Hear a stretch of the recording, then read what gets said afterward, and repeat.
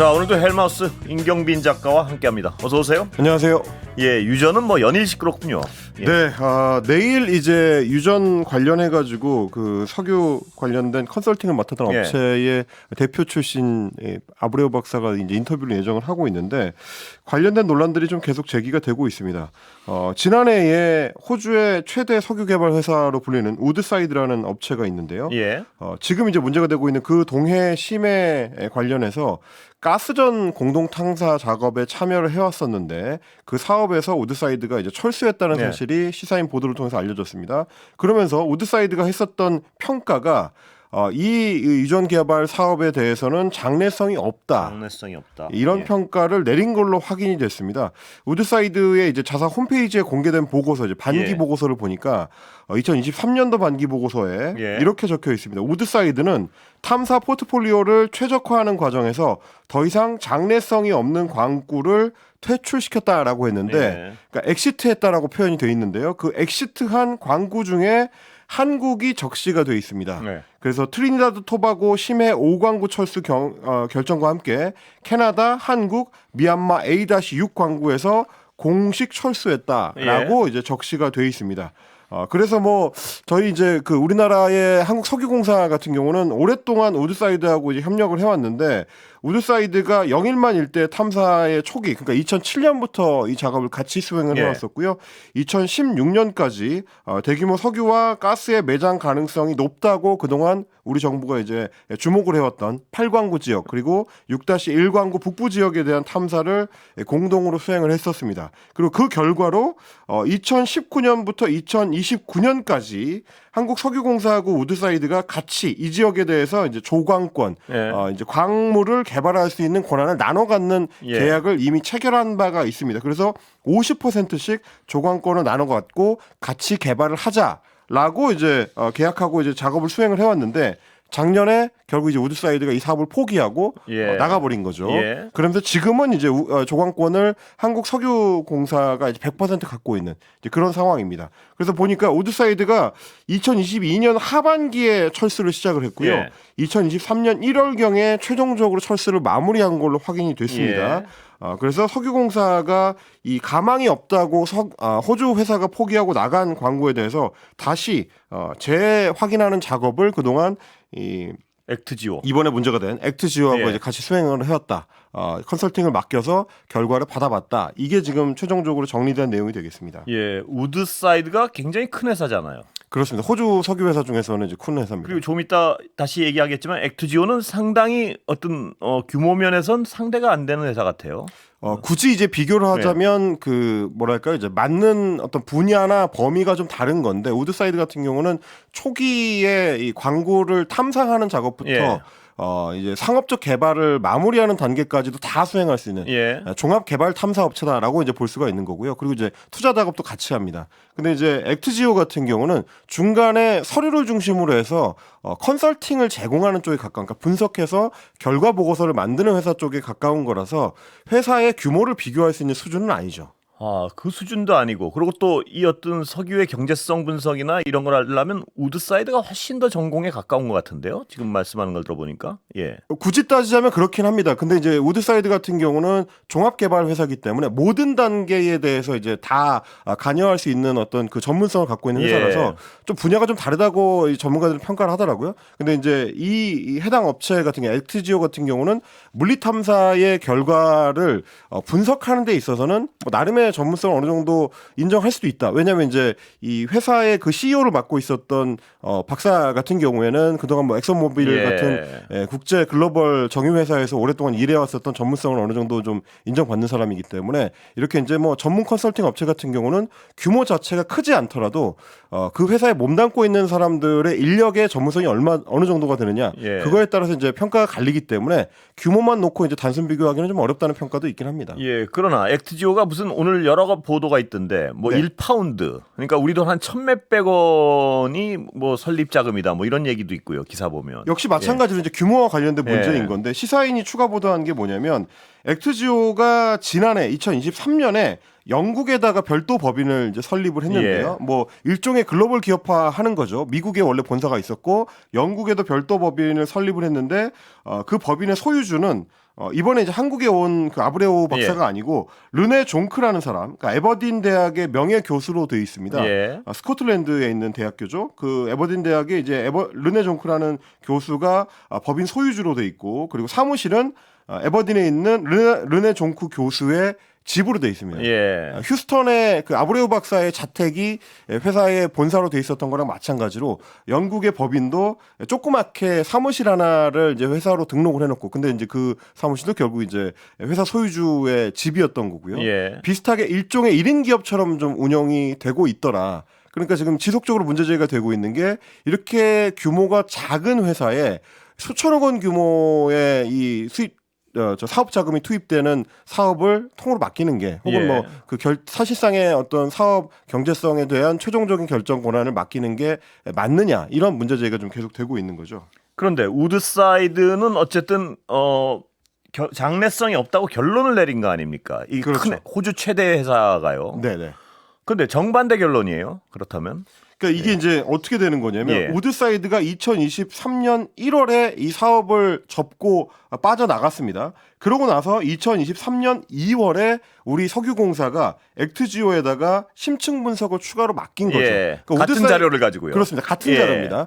2007년부터 우리가 이제 꾸준히 누적해 왔었던 해당 광구에 대한 자료를 모아서 우드사이드 같은 경우는 이 정도 가지고는 사업성이 없는 것 같다라는 판단을 내리고 사업에서 엑시트를 한 건데, 그 같은 자료를 모아가지고 이제 액트지오에 분석을 요청을 했더니, 액트지오에서 지난해 연말까지 분석한 결과로는 최대 140억 배럴 규모의 유정이 있을 수 있다라는 판단을 내린 겁니다. 그러니까 같은 보고서를 두고 다른 결정을 내린 걸로 이제 비춰볼 수 있기 때문에 언론들 입장에서는 이게 왜 이렇게 달라지느냐, 혹은 오히려 더 전문성이 있다고도 볼 수 있는 종합개발회사에서는 사업을 포기했는데 왜 컨설팅 업체, 작은 규모의 컨설팅 업체에서는 이게 사업성이 있다고 보는 거냐. 그래서요? 이 중간 과정이 어떻게 다른 것이냐, 이런 의문들이 좀 제기가 되는 건데요.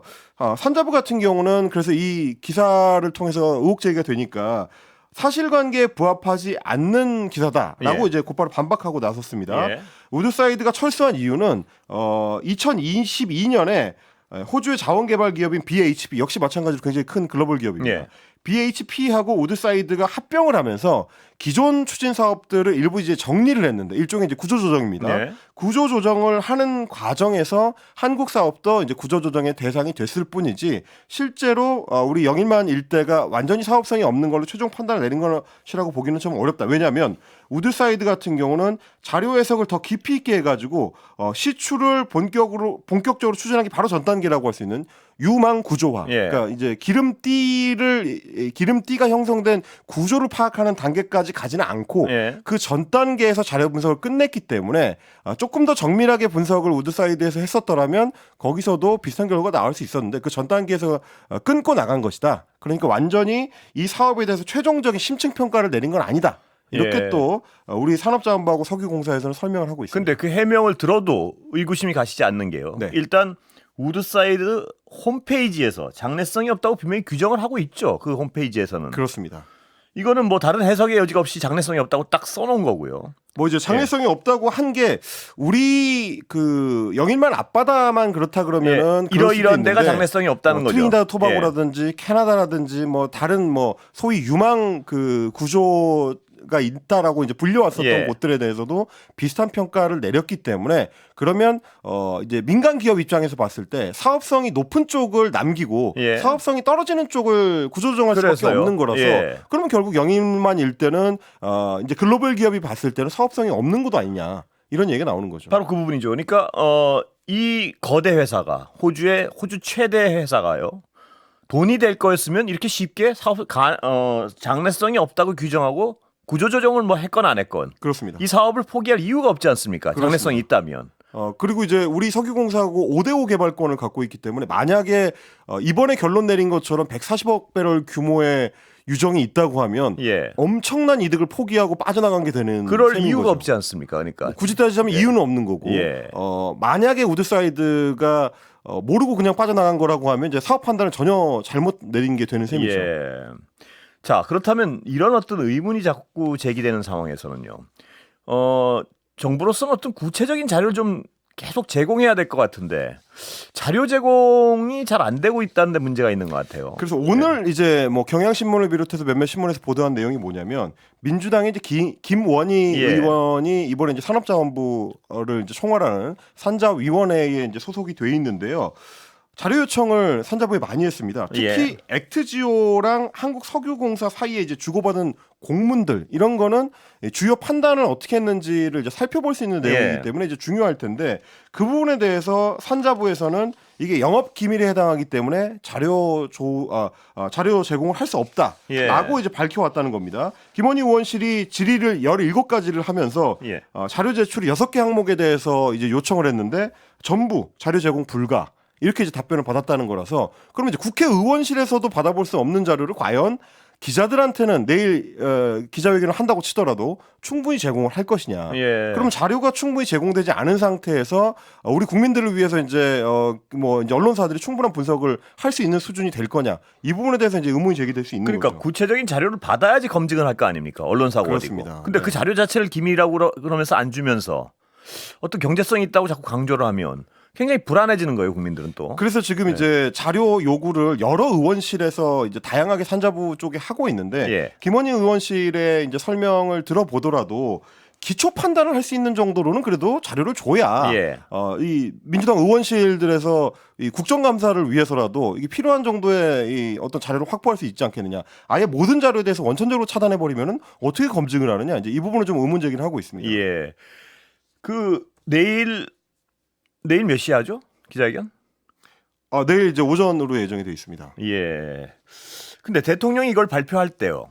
대통령이 발표할 때 국민들에게 이걸 직접 발표한 이유가 20%의 가능성에 불과한데도 직접 발표한 이유가 국민들을 어떤 대화하고 설득해서 이 중요한 프로젝트이기 때문에 국민들의 어떤 지지를 얻어내기 위해서라는 취지의 설명을 했는데 그러면 지지를 얻어내려면 자료 제공을 충분히 해야지 지지를 얻어낼 수 있을 거 아닙니까? 그렇습니다. 말씀하신 대로 저희가 이제 꾸준히 이야기를 드렸던 게 2014년에도 비슷한 광구에서 비슷한 프로젝트에 대한 비슷한 결론이 있었습니다. 그때도 상당량의 가스가 이제 매장이 돼 있는 걸로 추정이 된다라고 이제 석유공사가 사업 추진을 했었는데 그때는 석유공사 차원에서 발표를 했었기 때문에 나중에 실패를 했었더라도 이제 파장이 이번만큼 크지는 않았는데 이번에는 대통령이 직접 나서서 특정 업체, 이제 액트지오 같은 컨설팅 업체의 이름을 거명하면서까지 그리고 이제 140배럴이라는 구체적인 수치를 제시해 가면서까지 이야기를 했기 때문에 지금 논란이 이만큼 커지는 거거든요. 그렇다면 대통령이 발표한 만큼 그에 걸맞는 자료 제공이 좀 돼야 특히 지금 이제 의원실에서 계속 얘기하고 있는 건 적어도 국회의원실이 검증할 수 있는 수준의 자료 제공은 돼야 국민들한테 뭔가 설명할 거 아니냐. 뭐 이런 얘기가 지금 나오는 겁니다. 그렇습니다. 다른 얘기 좀 넘어가 볼까요? 두 번째 아이템으로 준비한 거는 이제 김건희 여사와 관련된 내용입니다. 지금 검찰에서 이제 두 가지에 대해서 수사를 하고 있는데 하나는 디올백 수수 의혹과 관련된 부분이고 나머지 하나는 이제 도이치모터스 주가 조작 의혹과 관련된 부분인데 어제 JTBC에서 검찰 관계자 발로 이제 단독 보도를 하나 내놨습니다. 검찰이 조만간 김건희 여사를 공개 소환할 방침이다라는 내용이었고요. 거기서 이제 그 검찰 관계자의 발언을 보면 비공개로 소환을 하게 되면 특혜 논란이 불거질 수 있기 때문에 공개 소환 방침을 정했다.